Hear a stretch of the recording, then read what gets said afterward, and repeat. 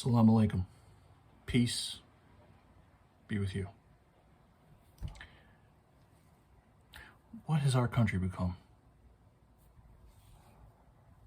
What have we become? I really don't know anymore how we can be proud to call ourselves Canadians. Because right now I'm not proud to be called a Canadian. I'm not proud to be a Canadian. I'm not proud to say that I'm from this country. We are living in this country now. And you know what?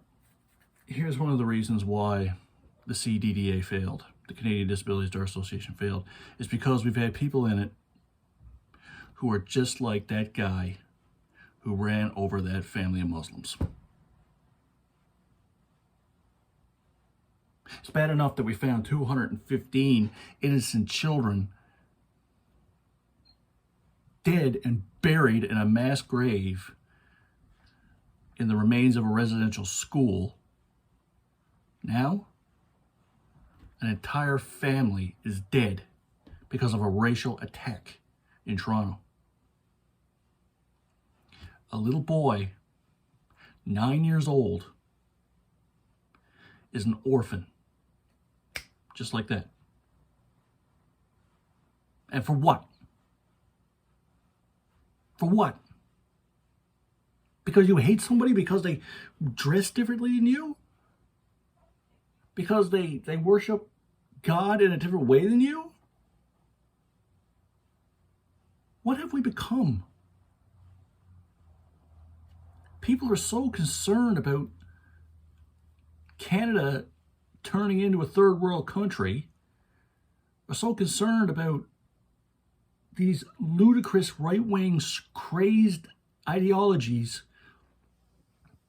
that they can't even see how evil they are anymore.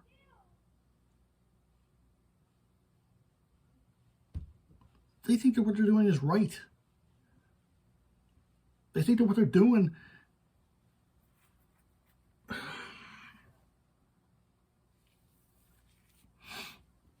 I really can't anymore. I can't, the true north strong and free. I suppose it's only this true north strong and free if you're white.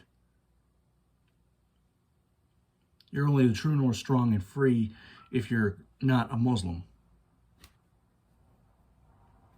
This country was built, supposedly, so that everybody is equal in this country.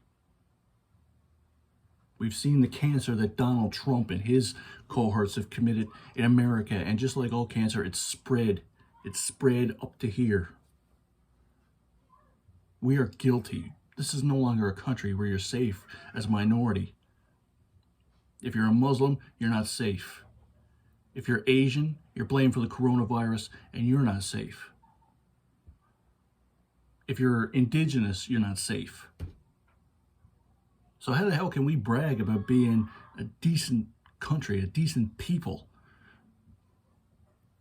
when so far in 1 week, in just a run of a few days, we've discovered 215 unnamed innocent children killed, and now we have a family, a little boy who lost his family just because they are Muslim. Now Muslim people across this country are afraid to go outside, especially in Toronto. They interviewed a poor man who literally escaped the hell of war in Afghanistan to come here, started a business, and now he's scared to death to go outside of his own home. To me, that sounds like something like a black man in the 60s afraid to go down when you live down the South. How can we say that this is okay? How can anybody condone this? Killing innocent people, what did they do to anybody? They weren't forcing the religion on us. They weren't spreading Sharia law. Things in Toronto are a lot more screwed up than in the rest of Canada because of the COVID situation. They can't go to restaurants. They can't go out to gyms or movie theaters or anything else like that. So what do? This family decided, let's go for a nice walk in the neighborhood. And they were killed for it. How any of you bigots can friggin' condone this?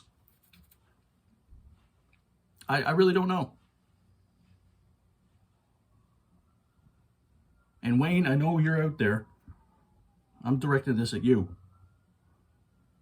Tell me how you can condone this.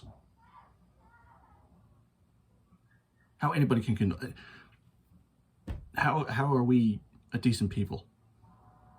If we keep going down this, it's not going to be the Muslims or the Asians or the blacks or the natives that we're also worried about that are going to destroy the white man's way of life in this country, the Canadian way of life. We're doing it to ourselves, man. We need this to stop. And we need this to stop now. We need